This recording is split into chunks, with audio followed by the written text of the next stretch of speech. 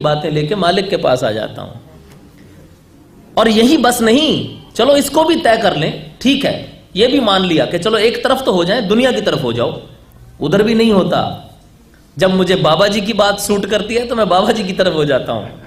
तो कहता क्या बात है भाई साहब, आपने शादी ब्याह करी पर बहुत ही साधारण सा किया। बोले बाबा जी कहते हैं सादी शादियां करो, क्योंकि मेरे पैसे बच रहे हैं, मुझे बाबा जी की बात सूट करती है। तो जिंदगी में ये तय ही नहीं कर पाता मैं कि मैं किसकी तरफ हूं।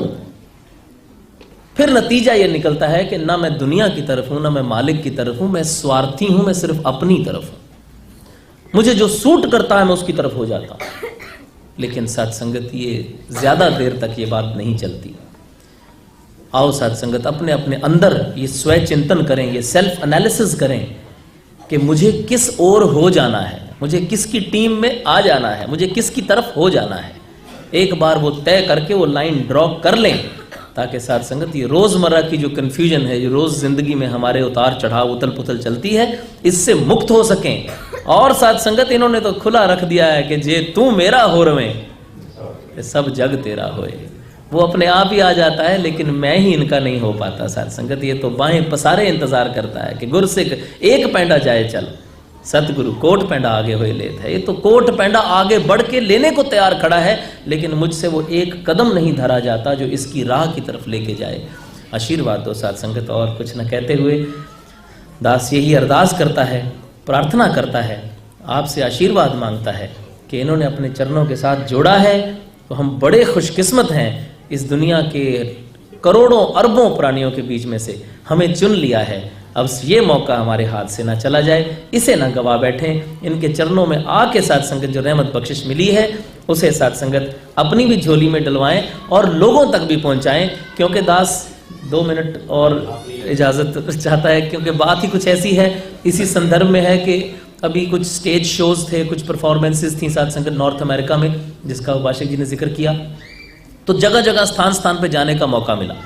अब आपका चर्चा तो साथ संगत जिंदगी का हिस्सा है, जुड़ा है साथ में। न्यूयॉर्क में साथ संगत दास स्टेज परफॉर्मेंस के बाद किसी जर्नलिस्ट ने बोला कि आपको इंटरव्यू करना चाहते हैं।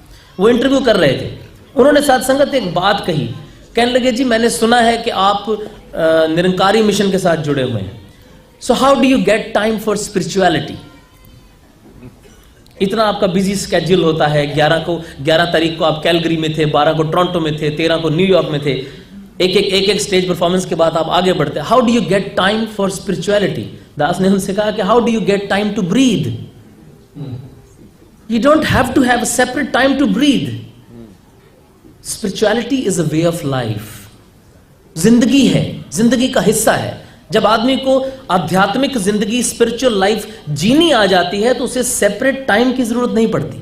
No, what I mean to say is that how do you get time for your religious activities? Like I'm really enjoying the conversation. मैं आपके साथ बैठ के मुझे बहुत अच्छा लग रहा है. That's why I'm not asking you something about your profession, something about your religion, something जो आपका जो मिशन है उसके बारे में पूछना चाह रहा हूँ. मैंने कहा that's what I mean to say.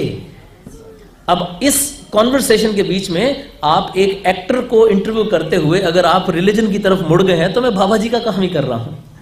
उसके लिए सेपरेट टाइम की क्या जरूरत है। One can be religious anywhere. आप अपने काम पे, अपने घर में, अपने दोस्तों में, सो कॉल्ड दुश्मनों में, कहीं भी हो आप रिलीजियस हो सकते हैं अगर बाबा जी की टीचिंग्स पे चलने की कोशिश करेंगे। एनुअल समागम पे साथ संगत महापुरुषों ने बात सुनाई थी, बस वही बात आपके चरणों में रख के इजाजत चाहूंगा। आप जानते हैं अमर सेवक जी के नाम से वो मशहूर हैं साथ संगत पटियाला से। तो अमर जी ने, विसाखी राम जी ने, उन्होंने ये बात सुनाई थी। कहने लगे कि एक किसी गांव में, किसी छोटे से कस्बे में गए, जाके कहा जी कि भाई साहब जी ज्ञान लोगे। किसी को पूछा तो उसने आगे से कह दिया कि जी अगर तो ये नुक्कड़ वाले लाला जी वाला ज्ञान है तो मैं जरूर लूंगा। तो कहते हैं हम बड़े हैरान हुए कि बाबा जी वाला ज्ञान भी सुना था, नंकार वाला ज्ञान भी सुना था, नंकारी मिशन वाला ज्ञान भी सुना था, ये नुक्कड़ वाले लाला जी वाला कौन सा ज्ञान है। तो कहते हैं उनसे पूछा कि महाराज ये कौन सा ज्ञान है। तो फिर उसने बताया कि जस्ट राउंड द कॉर्नर, उस नुक्कड़ पे, उस गली के मोड़ पे एक लाला जी की दुकान थी और सबको आटा दाल जो भी लेना था वहीं से लेना होता था। और वो लाला जी ऐसे गलत इंसान थे कि हर चीज एडल्ट्रेटेड, मिलावट वाली, कड़वा बोलते थे, जिसके पैसे ले लिए वापस नहीं करने, गाली दे के बात करनी, किसी की कदर नहीं करनी। हर बुरा काम, हर बुरा ऐब उस लाला जी में था।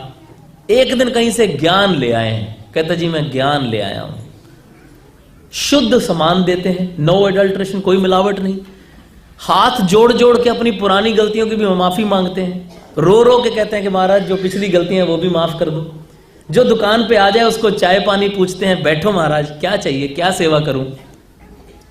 कहने लगा इतना चेंज भाई, अगर तो ये उस लाला जी वाला ज्ञान है तो मैं जरूर लूंगा। आओ साथ संगत, अंदाजा लगाइए कि वो लाला जी ने यहां खड़े होकर मेरी तरह कभी स्पीच नहीं की होगी, उनका कभी कोई कविता या आर्टिकल किसी रसाले में, किसी मैगजीन में नहीं छपा होगा, लेकिन वो हमारे मिशन का कितना बड़ा प्रचारक है कि ज्ञान को लोग लाला जी वाला ज्ञान कह के पुकार रहे हैं। साथ संगत, इससे बड़ी और क्या बात हो सकती है? सिर्फ इस वजह से क्योंकि उन्होंने अपना जीवन बदल लिया, अपने आप को चेंज कर लिया।